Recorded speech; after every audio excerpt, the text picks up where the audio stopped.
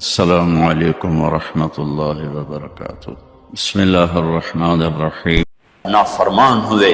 لوط علیہ السلام کی قوم بے حیا تھی، ان کے کفر کا الزام سارے قرآن میں ایک دفعہ لگا ہے ان پر۔ جب بھی نبی کہتا تھا تم غلطی کرتے ہو تو اور انبیاء ان پر کفر کا تم کیوں اللہ کا انکار کرتے ہو، تم کیوں اللہ کا انکار کرتے ہو۔ لوط علیہ السلام کو لوط علیہ السلام نے اللہ نے صرف ایک دفعہ کہا کہ یہ کفر کرتے ہیں، باقی ہر دفعہ جتنی دفعہ اللہ نے ان پر لعنت کی تو کہا تم کیسے بے حیا ہو، یہ تم کیا کام کرتے ہو، تم کیسے بے حیا ہو، تم مردوں سے شہوت پوری کرتے ہو۔ ما سبقکم بہا من احد من العالمین، اس ظالموں تم سے پہلے یہ گندا کام کسی نے نہیں کیا، یہ تم کیا کر رہے ہو۔ جب دھرتی پر یہ کام لوط علیہ السلام کی قوم کا عمل جب دو آدمی کرتے ہیں تو اس جگہ کے فرشتے اٹھ کر اوپر چلے جاتے ہیں کہ ابھی اللہ نے زمین کو ہلایا اور ابھی ہلایا اور ابھی عذاب آیا اور ابھی عذاب آیا۔ تو لوط علیہ السلام کی قوم پہ اللہ نے 4 عذاب پھینکے ہیں کٹھے، اور 5واں زلزلہ۔ پہلے آیا زلزلہ، پھر آئی فرشتے کی چیخ، پھر اوپر پڑی پتھروں کی بارش، پھر ان کے چہرے ان کی آنکھیں گئی دھسا دی گئیں، اور پھر ان کو اللہ نے یوں اٹھایا اور پلٹا کے یوں مارا۔ فجعلنا عالیہا سافلہا وامطرنا علیہا حجارۃ من سجیل منضود مسومۃ عند ربک وما ہی من الظالمین ببعید۔ اور عجیب بات بتاؤں، پتھروں پہ نام لکھ کے تھے، یہ پتھر فلاں خبیث کے سر پہ پڑے گا، یہ فلاں بدبخت کے سر پر پڑے گا۔ لوط علیہ السلام کی بیوی ایمان نہیں لائی تو اللہ تعالیٰ کے فرشتوں نے کہہ دیا تو بچ جائے گا، تیری بیوی کے سر پہ پڑے گا پتھر۔ اور لوط علیہ السلام اتنے تنگ آ چکے تھے، فرشتوں نے انہوں نے پوچھا کب عذاب آئے گا۔ لوط علیہ السلام نے پوچھا فَاسْرِ بِأَهْلِكَ بِقِطْعٍ مِّنَ اللَّيْلِ وَلَا يَلْتَفِتْ مِنكُمْ أَحَدٌ وَامْضُوا حَيْثُ تُؤْمَرُونَ۔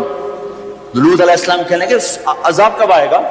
تو فرشتوں نے کہا ان موعدہم الصبح، ابھی نہیں، ان موعدہم الصبح، جب صبح کا چاندنا ہوگا تو ان پر عذاب آئے گا۔ لوط علیہ السلام اتنے تنگ آ چکے تھے، کہنے لگے نہیں، صبح بڑی دور ہے، ابھی لاؤ۔ تو جواب میں فرشتوں نے کہا الیس الصبح بقریب، صبح بھی تو قریب ہی ہے، الیس الصبح بقریب ان موعدہم الصبح الیس الصبح بقریب، یہ قرآن کی آیت ہے۔ فرشتوں نے کہا بس 3-4 گھنٹے کی بات ہے، نکلو۔ فلما اتاہا امرنا، پھر اللہ کا امر آیا۔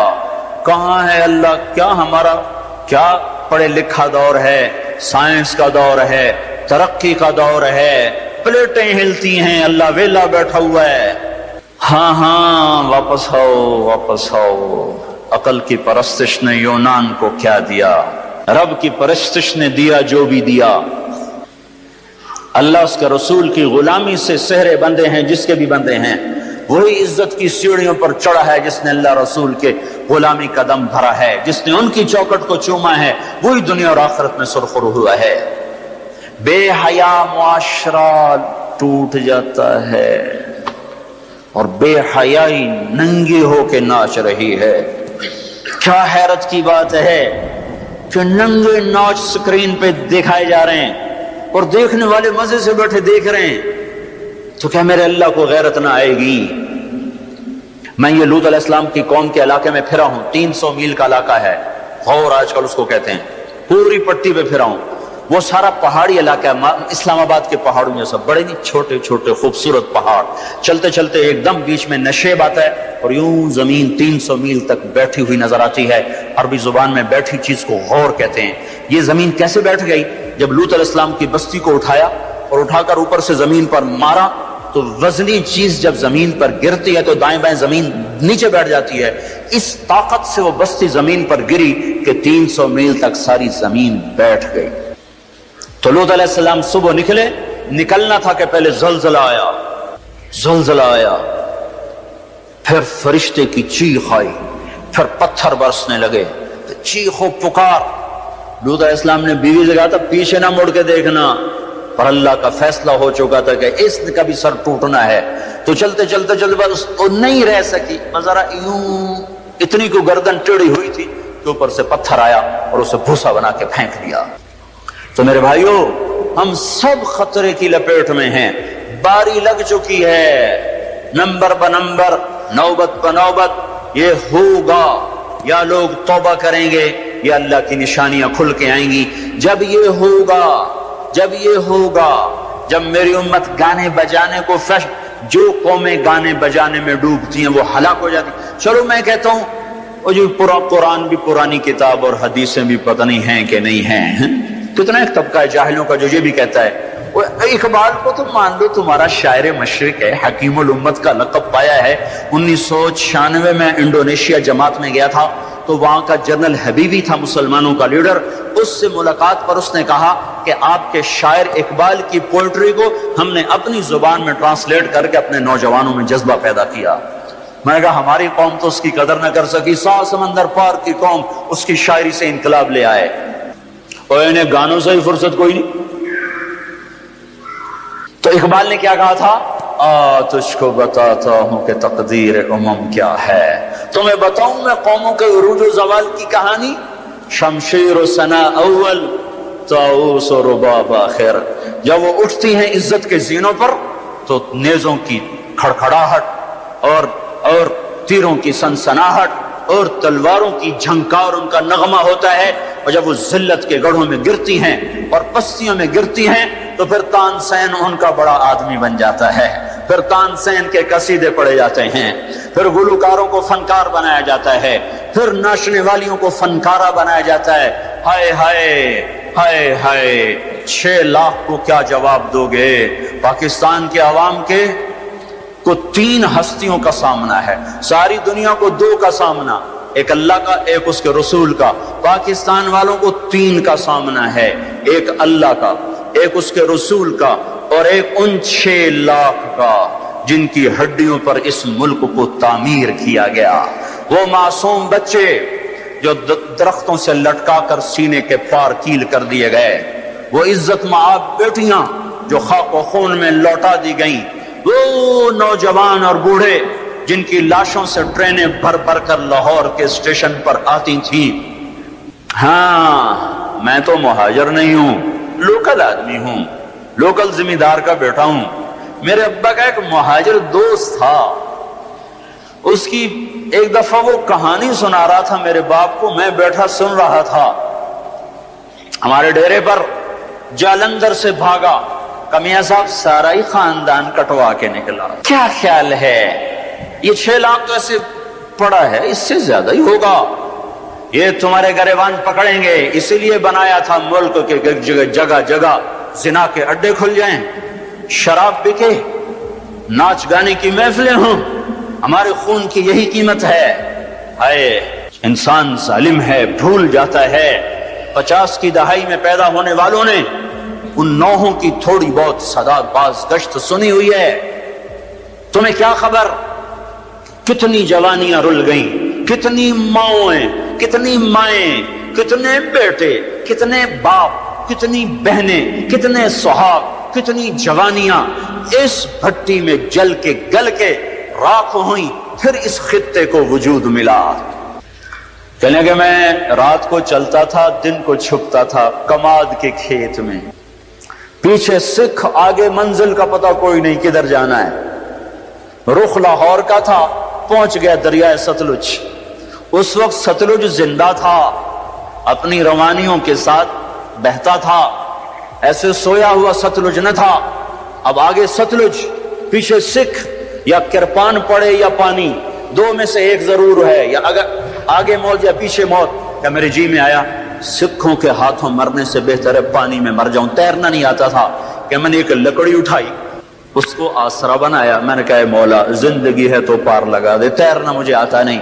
کہ میں اس لکڑی پہ بیٹھا اور ایسے ہی پانی کو ہٹاتا ہوا تھوڑا تھوڑا آگے بڑھا۔ جب ذرا سا میں بیچ گیا ہوں تو میں نے کیا دیکھا کہ سارا دریائے ستلج لاشوں سے بھر کے بہ رہا تھا۔ ان کو پانی نے کفن دیا، انہیں ستلج کی مچھلیوں نے قبر دی۔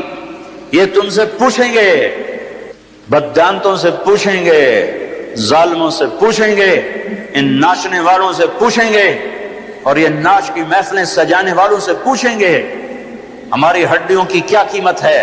ہمارے خون کی کیا قیمت ہے؟ کاش تم اپنی تاریخ ہی پڑھ لیتے. تاریخ اسلام چھوڑ دو، لمبا موضوع ہے، تاریخ پاکستان پڑھ لو، اور نہیں تو نسیم حجازی مرحوم کی خاک و خون پڑھ لو.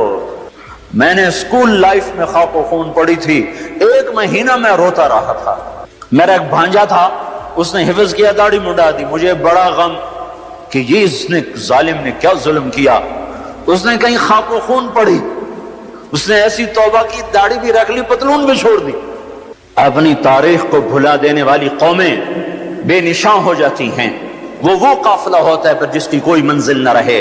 وہ راہی ہوتے ہیں جنہیں راستوں کی سمت کا کچھ پتہ نہیں رہتا. کھانا پینا یہ زندگی ہے، ہم کسی کام کے لیے آئے ہیں. اور کیا ہوگا؟ وَلُبِسَ الْحَرِيرُ، مرد ریشم پہنیں گے. اور کیا ہوگا؟ وَشُرِبَتِ الْخُمُورُ، شراب پی جائے گی. اور کیا ہوگا؟ وَلَعَنَ آخِرُ هَذِهِ الْأُمَّةِ أَوَّلَهَا، اس امت کے آج کے لوگ پہلے لوگوں کو گالیاں بکیں گے، دیوانہ کہیں گے. اونٹوں کے لوگ تھے، پتھروں کے لوگ تھے، خچروں کے لوگ تھے، کھوتوں کے لوگ تھے. ہم راکٹ والے، ہم راکٹ والے. اور تمہارا نبی گدھے پہ سوار رہا ہے. سواری عزت کی چیز ہوتی تو میرے نبی کو اللہ براق ہر وقت حاضر کرتا. اللہ کے نبی کے 2 گدھے تھے، ایک کا نام عفیر تھا، ایک کا نام یعفور تھا. آپ کبھی اس پہ سوار ہوتے، کبھی اس پہ سوار ہوتے. پھر آپ نے خچر پر بھی سواری کی ہے، ایک کا نام دلدل تھا، ایک کا نام فضہ تھا. پھر آپ نے اونٹنی پر بھی سواری کی ہے، ایک کا نام عزبا تھا، ایک کا نام شہبا تھا، ایک کا نام جدعا تھا، ایک کا نام قصوا تھا. پھر آپ نے ایک اونٹ پر بھی سواری کی ہے، اس کا نام عسکر تھا. پھر آپ نے امت کے مالداروں کو بھی گنجائش دے دی.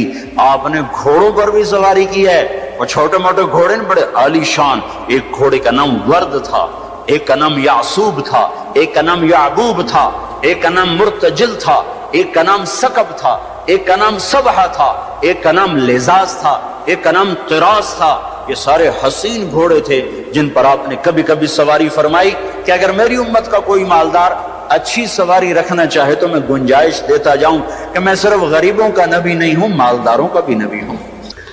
یہ جب سب کچھ ہوگا، میں ساری کو ایک دفعہ دوبارہ دہراتا ہوں. عزت تو خزل فی ادو والا، جب حکومت کے کارندے بددیانت ہو جائیں گے، خزانہ خود لوٹ لیں گے. والامانۃ مغنما، عوام بھی بددیانت ہو جائیں گے، امانت کھا جائیں گے. والزکاۃ مغرما، زکات دینے والے زکات دینا چھوڑ دیں گے. وتعلم لغیر الدین، علم دین دنیا کمانے کے لیے ہوگا. واطاع الرجل زوجته، لوگ بیویوں کے فرما بردار. واقطع امه، ماؤں کے نافرمان. وادنى صدیقه، دوست کا استقبال. واقصى اباه، باپ کو ذلیل و خوار کریں گے. وصاد القبیلۃ فاسقهم، قبیلے کا سردار فاسق. وکان رئیس القوم ارذلهم، حکومت نااہل انسانوں کے ہاتھ میں. واکرم الرجل مخافۃ شرہ، ایک دوسرے کو سلام کریں گے بیچ میں نفرتیں چھپا کر. اور ظہرت وارتفعت الاصوات فی المساجد، اور مسجدوں میں لڑائیاں شروع ہو جائیں گی. وظہرت القینات والمعازف، گانا بجانا عام ہوگا، گانے والیاں محترم ہوں گی. ولبس الحریر، اور ریشم پہنا جائے گا. وشربت الخمور، اور شراب پی جائے گی. ولعن آخر هذه الامة اولها، آج کے لوگ پچھلے لوگوں کو برا بھلا کہیں گے. جب یہ سب کچھ ہوگا تو پھر کچھ اور بھی ہوگا. وہ کیا ہوگا؟ فَلْيَرْتَكِبُوا عِنْدَ ذَلِكَ رِيحًا حَمْرَاء وَزَلْزَلَةً وَخَسْفًا وَقَذْفًا وَآيَاتٍ مُتَتَابِعَاتٍ. تو پھر میری امت انتظار کرے، ان پر ہوائیں پاگل بن کے جھپٹیں گی. ہواؤں کا رنگ سرخ ہو جائے گا، زمین زلزلوں پہ آ جائے گی، زمین میں دھنسا دیے جائیں گے، پتھر برسا دیے جائیں گے، اور اوپر نیچے عذاب کے دہانے کھل جائیں گے. جب تک توبہ نہ ہوگی یہ راستہ بند نہ ہوگا، یہ پکڑ بند نہ ہوگی. میرے بھائیوں، آپ سب کی میں منت کرتا ہوں، ہاتھ جوڑتا ہوں، اور اعتکاف والوں کا شکر گزار ہوں کہ انہوں نے اللہ کے غصے کو ٹھنڈا کرنے والا کام کیا. آپ سب سے بھی کہتا ہوں کہ ہم سب اللہ کے دربار میں جھک کر توبہ کریں. یہ توبہ کا وقت ہے. یوم دعا منانے کی چیز نہیں ہے، وہ یہ رونے کی چیز ہے. رو کہ وہ روٹھا ہوا ہے، اور اسے منانا سب سے آسان ہے، سب سے آسان ہے. میرے ایک بزرگ مجھ سے ناراض ہو، ڈیرے میں، بھرے ڈیرے میں 1 گھنٹہ میں زمین پر بیٹھ کے ان کی منتیں کرتا رہا، زمین پر وہ چارپائی پر نوکر کھڑے ہوئے، رشتہ دار کھڑے ہوئے، اور میں معافی مانگ رہا ہوں کہ میں نہیں کرنا ہے، میں نے پتا ہے تو بڑا بڑا مولوی ہے، میں تینوں معاف نہیں کرنا۔ 1 گھنٹہ منتیں کروا کر پھر معاف کیا، خون کا قریبی رشتہ۔ اور میرا اللہ کیسا ہے؟ میرا اللہ کیسا ہے؟ اے ہے یا ابن آدم لو بلغت ذنوبك عنان السماء ثم استغفرتنی غفرت لك ولا ابالی۔ میرا بندہ حوصلے نکال لے گناہ کرنے کے، اتنے کر کے اسلام آباد کو نہ بھر، اتنے کر کے پاکستان کو نہ بھر، ہند و سندھ کو نہ بھر، 7 زمینوں کو بھر دے، پھر تہ بتہ گناہوں کو رکھتا جا اور خلاؤں کو بھر دے، چاند تاروں کی روشنی چھین لے، سورج کو کالا کر دے اپنے گناہوں سے، اور اپنے گناہوں کو میرے آسمان کی چھت کے ساتھ آ کر پھنسا دے۔ اتنے گناہ کرنے کے بعد تو نے 1 دفعہ اگر کہہ دیا یا اللہ معاف کر دے تو میں سارے معاف کر دوں گا، ولا ابالی۔ کوئی ہے مجھے پوچھنے والا؟ مجھے کوئی پوچھ سکتا ہے کہ کیوں معاف کیا؟ مجھے کوئی پرواہ نہیں ہے۔ تم توبہ کرنے والے بنو، مجھے معاف کرنے میں دیکھو گے کوئی دیر نہ لگے گی۔